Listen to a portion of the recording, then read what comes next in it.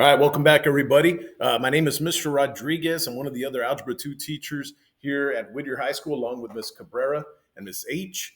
So, of course, Ms. Cabrera has already talked to you about an exponential function, what it means to be exponential growth, decay, and, of course, how to graph an exponential function. Well, obviously, the next thing to learn is, well, what cancels out an exponential function? What's an exponential function's inverse, right? Who cancels it out? And that's what a logarithm is. A logarithm is the inverse of an exponential, which is what we started learning in section 9.3. So the biggest thing to remember about a log, which is brand new to many of you, is the answer to a log is a power. So the answer to a log represents a power or exponent. And as soon as you can make that connection, that's all we're looking for when they throw a log question at us, it's going to start making logs a lot easier for you. So let's go back to page 3 here and start working on these problems. Because one of the first things that we want to learn, especially as you see here on page 3, is how to turn a log back to an exponential, which is what question number 1 says. Now, because logs are new to us, it's good to learn to rewrite them. And what we said earlier was the answer to a log is an exponent. So that has to be the power of something. Well, that something is called the base. And when we look at a log, the base is that value right below. It's our subscript value. And so what we use in our class, we call it the circle method. It's a way of kind of organizing our thinking where I start at the base, we go to the other side of the equals, and we end it at the log value. Now, when we do something like this, here's where this exponential form is about to show up. My base is the letter D. My power, because that's what a log represents, is a power of t, and it equals the value of x. Now, there's really nothing else I can do with this. They only said to rewrite it, so they don't want me to do anything else. This is our final answer when we do a rewrite.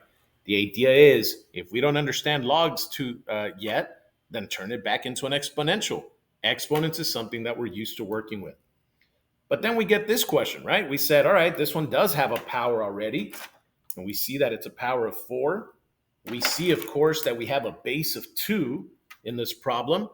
And because it's already written in exponential form, well, to get rid of an exponential, we go with logarithms. Just like earlier, I saw a log, so then I got rid of it using an exponential. You see, no more log.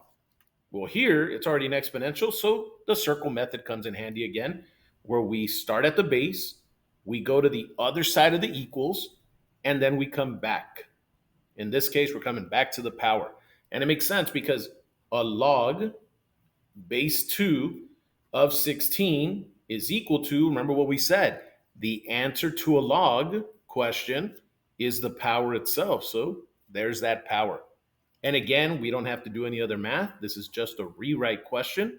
And so we're done with this one. But here's how we can use this fact, right? This rewriting concept. This problem says, well, what if I have the log base 2 of 16 and I want to do this without a calculator? So I'm going to fill in this blank space here. And remember, we already know what's going to go in here. We've been saying it over and over in our class. We're looking for a power because that's what the answer to a log is. We're looking for an exponent. So I'm going to bring in my circle method here again. Now, you might already know the answer to this if you look right above there. But if I were thinking of it in this form, I would go 2 to the power of blank is equal to 16. And then, of course, I would start thinking and going, all right, let's see. 2 times 2, that's a 4. Times 2, that's an 8.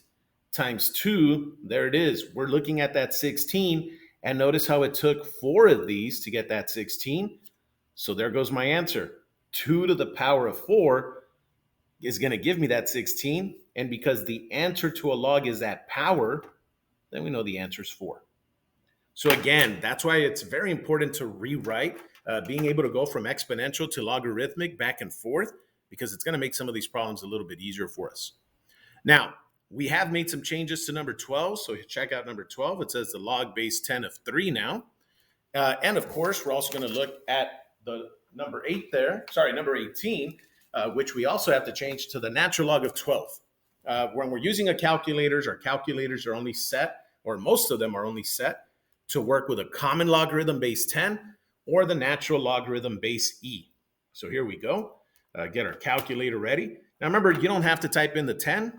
The log button on your calculator is automatically assuming, because it's so common, that this is a 10. And when we type in our 3, here's our answer, 0.477. And since we only have a 1 next to it, they said 3 decimal places, then the log base 10 of 3 is equal to 0.477. And just like that, there's our answer. Now, it's more of an approximation because we rounded it. So when you're working on these problems, just remember our go-to is 3 decimal places once we get to higher level mathematics there. So now here comes that circle method once again. It says, what is the inverse of y is equal to the natural log of x minus 3? Look how it's going to come in handy one more time. Now, step number 1 in writing an inverse is, of course, to switch or interchange our x's and our y's. So if I look here, I see a y, well, then I'm going to write an x in its place.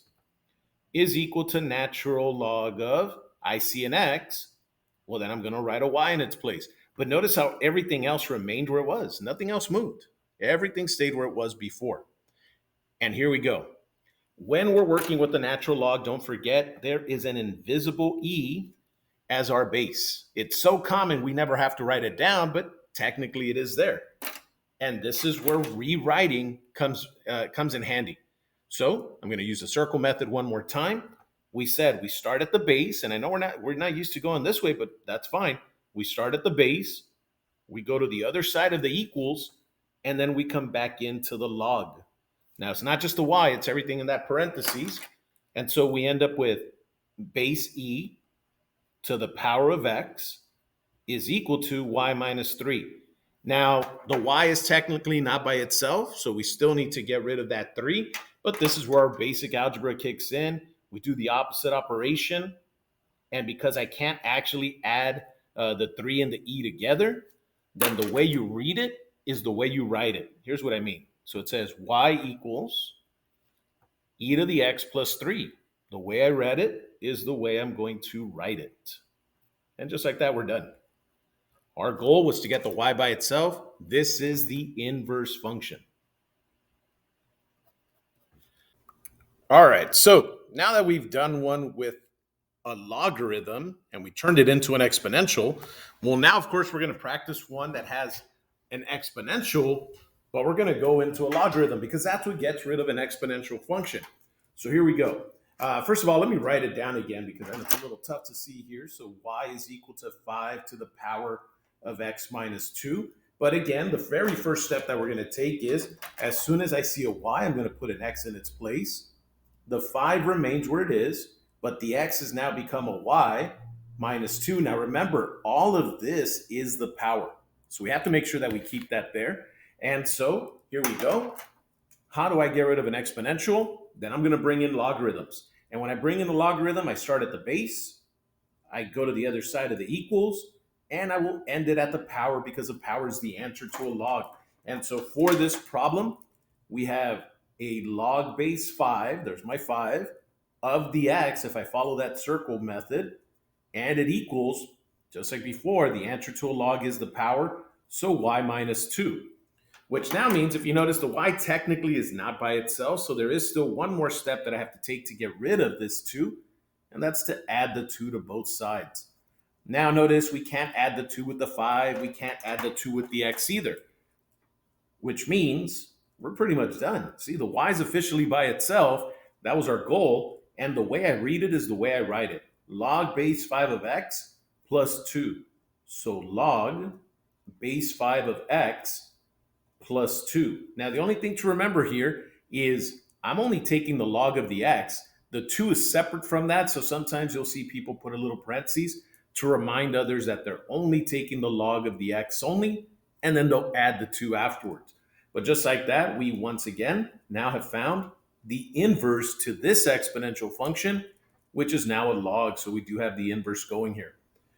So with that said, you should now be trying numbers 15 through 20 here on the right-hand side of this paper. And then don't forget, make sure you work on your assignment shortly after. You have a wonderful day, and we'll see you soon.